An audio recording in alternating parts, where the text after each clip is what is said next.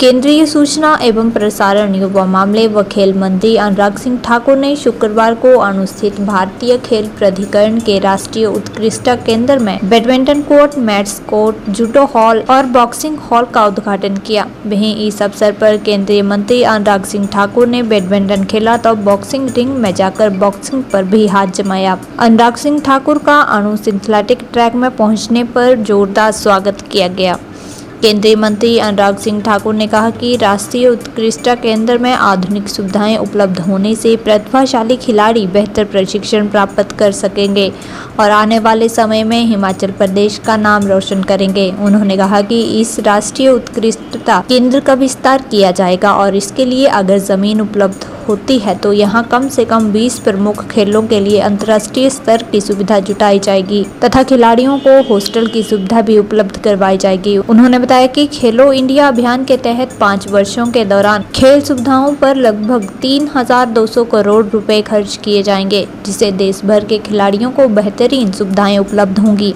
केंद्रीय मंत्री अनुराग सिंह ठाकुर ने ममता बनर्जी के बयानों पर जवाब देते हुए कहा कि भ्रष्टाचार में संलिप्त ममता का चेहरा बेनकाब हो चुका है और इनकी सरकार भ्रष्टाचार में डूबी हुई है। अनुराग ठाकुर ने ममता बनर्जी की सरकार को भ्रष्टाचार में डूबी सरकार माना है और मिड डे मील के राशन में सरकार हेराफेरी कर रही है, गरीबों के अनाज में हेराफेरी की जा रही है। ऐसे में अब सरकार तुष्टीकरण की राजनीति करने में लगी हुई है। क्षेत्रीय दलों के विपक्ष के साथ खड़े होने पर केंद्रीय मंत्री अनुराग सिंह ठाकुर ने कहा कि भ्रष्टाचार के दलदल में डूबे यह राजनीतिक दल एक दूसरे का हाथ पकड़ने का काम कर रहे हैं, लेकिन इनका भ्रष्टाचारी चेहरा व तुष्टीकरण की नीति और देश के खिलाफ कुछ बोलना अपने आप में भारी पड़ेगा। उन्होंने कहा कि पीएम मोदी ने पूरे देश के लिए बढ़िया काम किया है और भारत दुनिया की सबसे तेजी से बढ़ने वाली अर्थव्यवस्था बनाया है। उन्होंने कहा कि मोदी के नेतृत्व में पूरे विश्व में भारत का मान बढ़ा है। इस अवसर पर साई की क्षेत्रीय निदेशक ललिता शर्मा ने केंद्रीय मंत्री का स्वागत किया तथा राष्ट्रीय उत्कृष्टता केंद्र में खिलाड़ियों को उपलब्ध करवाई जा रही सुविधाओं की भी जानकारी दी। कार्यक्रम में उपायुक्त हेमराज बैरवा, पुलिस अधीक्षक डॉक्टर आकृति शर्मा, जिला युवा सेवाएं एवं खेल अधिकारी पूर्णचंद कटोच, साई के अधिकारी, प्रशिक्षक और विभिन्न खेल संघों के पदाधिकारी भी मौजूद रहे।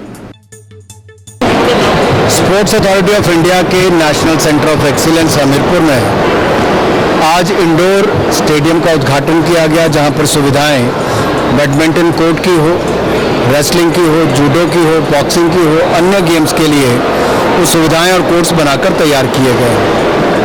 आपको याद होगा इस पूरी बिल्डिंग को बनने में जहां लगभग 11 वर्ष लग गए, हमने 10 महीने से कम समय के अंदर यहाँ पर सारे कोर्ट्स बनाने का काम, सुविधाएं देने का काम किया है और भविष्य के खिलाड़ी तराशने का और उनको प्रशिक्षण देने का काम national centre of excellence Hamirpur से होगा। ममता बनर्जी जी की सरकार भ्रष्टाचार में डूबी हुई है। बच्चों के मिड डे मील में भी जो सरकार हेराफेरी करे, भ्रष्टाचार करे, जनता को मिलने वाले पानी में भी जो पैसा ढूंढने का काम करे और फर्जीवाड़ा नंबर्स में दिखाकर करोड़ों रुपए का घोटाला हो, अनाज जो गरीबों के लिए आया था उसमें भी एक नहीं अनेक उदाहरण हेराफेरी के ममता जी की सरकार किया है। बच्चों को नौकरियां देनी तो दूर, भ्रष्टाचार में संलिप्त करोड़ों रुपए उनके मंत्री से पकड़े गए। ममता जी का चेहरा बेनकाब हो चुका है। ये तुष्टीकरण की राजनीति करती है और इनकी सरकार भ्रष्टाचार में डूबी हुई है। भ्रष्टाचार के दल में डूबे ये राजनीतिक दल अपनी जमीन बचाने के लिए एक दूसरे का हाथ पकड़ने का प्रयास कर रहे हैं, लेकिन इनका भ्रष्टाचारी चेहरा, तुष्टीकरण की राजनीति और देश के खिलाफ कुछ पार्टियों का बोलना, ये अपने आप में इनको भारी पड़ेगा। जनता जानती है नरेंद्र मोदी जी ने 9 वर्षों में भारत को आगे बढ़ाने का काम किया है। भारत दुनिया की सबसे तेजी से बढ़ने वाली अर्थव्यवस्था बना है, 5वीं सबसे बड़ी इकॉनमी बनकर तैयार हो गई। PLI स्कीम में मोबाइल के जो आंकड़े सामने आए हैं वो अपने आप इतना सफल हुआ है कि रिकॉर्ड एक्सपोर्ट मोबाइल का और मैन्युफैक्चरिंग हुई है। स्टील में हम नंबर 1 उत्पादन में हैं, दूध में नंबर 1 उत्पादन में है, स्टार्टअप्स में नंबर 3 पर हैं। अगर आप हर तरफ देखें मोदी सरकार का ईज ऑफ डूइंग बिजनेस और ईज ऑफ लिविंग के कारण आज भारत लगातार आगे बढ़ा है, व्यापार भी आगे बढ़ा है, रिकॉर्ड एक्सपोर्ट भारत ने किया है। ये आंकड़े अपने आप में समर्थन करते हैं मोदी जी की नीतियों के और भारत के बढ़ते कदमों के। राजनीतिक दल चुनावों के आते राजनीतिक रोटियां सेकने का काम करते हैं। आखिर ये देखना चाहिए कि समझौता और एक कंपनी को किसने बुलावा दिया था, किस वर्ष में बुलावा दिया था, कौन उनकी सरकार, किसकी सरकार थी और क्या वो फिजिकली आ रहे हैं, ऑनलाइन बेच रहे हैं। अगर ई कॉमर्स की बाकी कंपनियां आके कर सकती हैं तो अपने आप में कई सवाल खड़ा करता है। कांग्रेस की नीति स्पष्ट इस पर होनी चाहिए, कांग्रेस क्या चाहती है। हमने बिलासपुर में एथलेटिक ट्रैक बनाकर दे दिया है, इंडोर स्टेडियम वहाँ पर बनाकर देने वाले हैं। हमीरपुर में नेशनल सेंटर ऑफ एक्सीलेंस दे दिया है।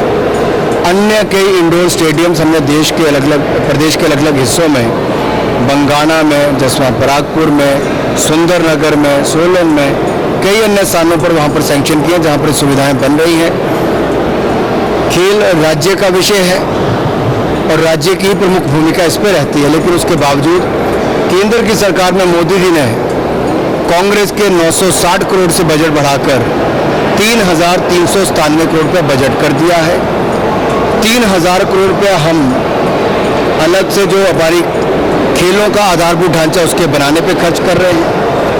3,200 करोड़ रुपया 2021-22 से 2025-26 तक खेलो इंडिया योजना के लिए मोदी सरकार ने मंजूर किया है।